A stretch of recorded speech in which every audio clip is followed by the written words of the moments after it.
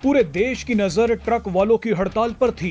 किसान कानून की तरह इस बार भी सरकार को इतना ब्लैकमेल किया गया कि मोदी सरकार को कहना पड़ गया कि फिलहाल हिट एंड रन कानून को लागू नहीं किया जाएगा।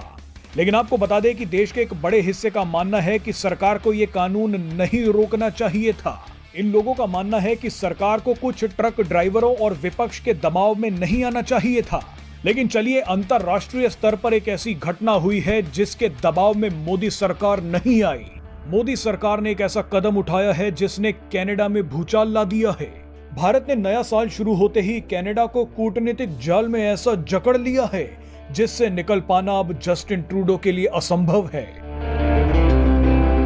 भारत लगातार कनाडा से खालिस्तानियों के खिलाफ एक्शन लेने की मांग करता रहा, लेकिन एक्शन तो छोड़िए, कनाडा ने हरदीप सिंह निज्जर नाम के खालिस्तानी आतंकी की हत्या का आरोप ही भारत पर लगा दिया।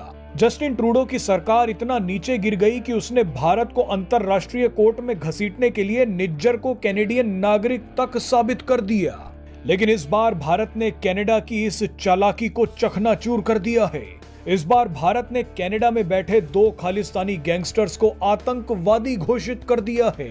भारत के कदम से कनाडा इतना बुरा फंस गया है कि अब तो दुनिया का कोई देश भी उसे बचाने नहीं आएगा।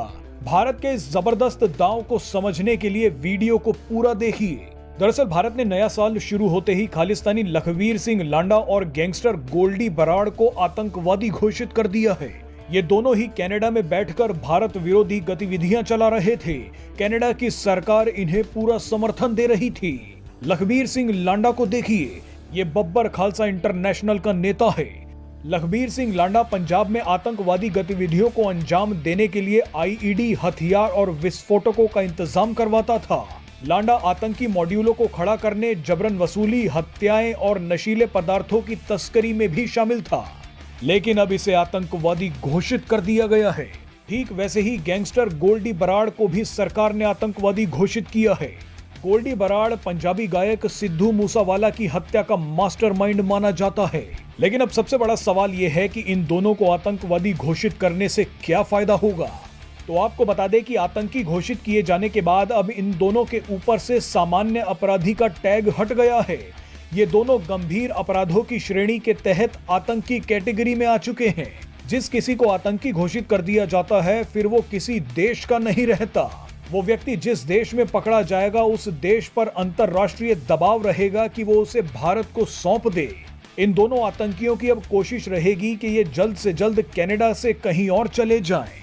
अब कनाडा पर भी ये कलंक जिंदगी भर रहेगा कि उसने अपने देश में आतंकवादियों को छुपने की जगह दी। अब कनाडा इन दोनों को अपना नागरिक भी घोषित नहीं कर पाएगा। अगर कनाडा ऐसा करेगा तो पूरी दुनिया में उसकी फजीहत होगी।